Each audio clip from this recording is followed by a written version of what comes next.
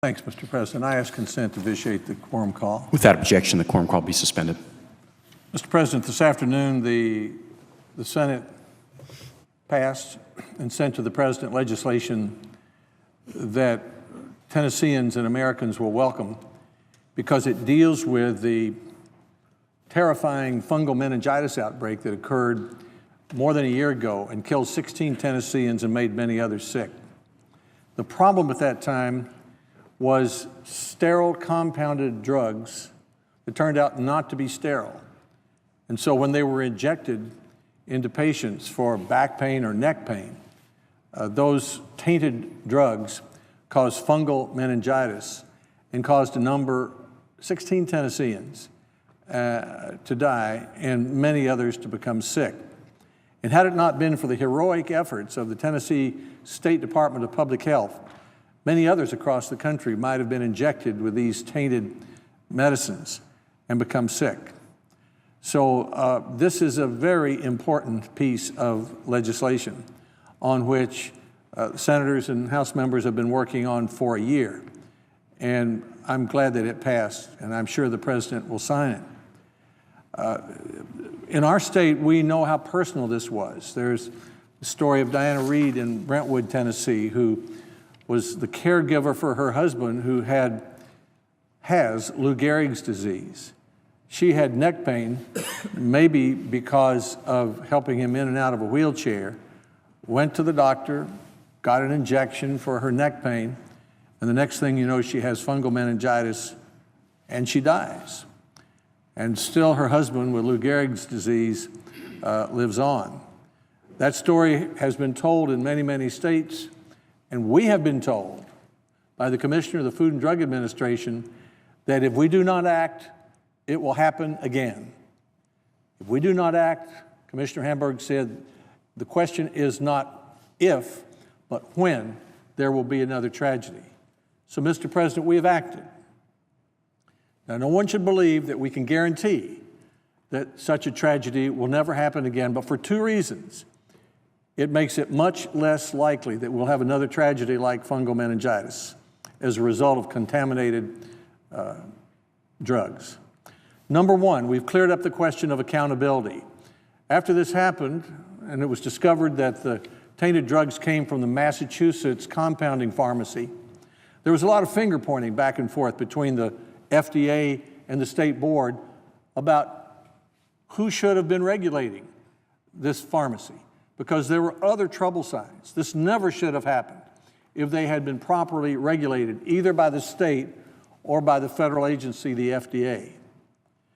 That often happens when there's not accountability, when it's not clear who's on the flagpole, as I like to say, when it's not clear who's in charge.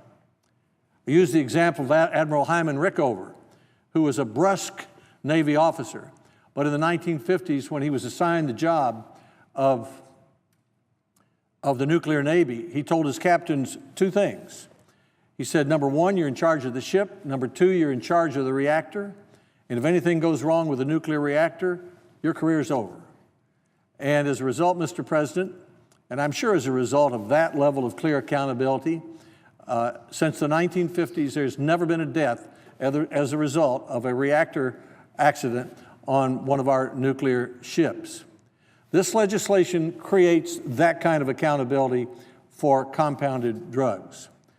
It preserves the traditional role of states to regulate drugstores. Compounding is something almost every drugstore does. We have 60,000 of those, and that's an important job of the states. And most states do an excellent job. It preserves the role of the Food and Drug Administration for manufacturers, those who manufacture large amounts of drugs which are prepared without an individual prescription. But it creates a new sort of facility, which we call outsourcing facility. And this facility is regulated by the FDA. And so two things have happened, as I say. One is either the FDA or the state is in charge of a compounding pharmacy. It'll be one or the other. Or the second thing is there's this new outsourcing facility, and a doctor or a hospital in Virginia or Tennessee may choose to buy all of its sterile drugs, for example, from a compounding pharmacy that's regulated by the FDA. It doesn't have to, but it may choose to do that. It may choose to do that. And we believe many will choose to do that, particularly with sterile drugs that are sent across state lines without a prescription. So this legislation affects the health and safety of millions of Americans. There's a second part of this legislation that was passed this afternoon that is equally important and in some ways more far-reaching. We call it track and trace around here. That's the shorthand name for it. 4 billion prescriptions are written every year, prescription drugs. And what this legislation does is attach a serial number to each drug that's manufactured that follows it from all the way from the drug manufacturer to the individual patient. And why is that important? It's important so that you will know if you're given a prescribed drug. It's important that you know it works, that it's not counterfeit, that it may be safe. It'll take several years to implement this, but the 4 billion prescriptions will now be able to be tracked and traced from the manufacturer to the consumer. So many of our disputes, Mr. President, are well advertised around the United States Senate. In fact, one could argue that that's what we're for, the resolution of disputes. If there weren't a dispute, we probably wouldn't be here. We'd just work everything out at the city council or in the governor's office or somewhere else. But the big issues of the day stand here. And some of those are hard to resolve. Obamacare is hard to resolve. Fixing the debt's hard to resolve. We have very different points of view. But on this issue, which was difficult to do, we've worked for a year on the compounding pharmacy bill, more than 2 years on the track and trace bill, very difficult to do. We were able to do it. I commend Senator Harkin, who's chairman of our committee here, Senator Franken, Senator Roberts, Senator Burr, Senator Bennett, many other members of the committee. We were able to involve many, many people in it and come out with a unanimous recommendation from our committee, and it was unanimous today.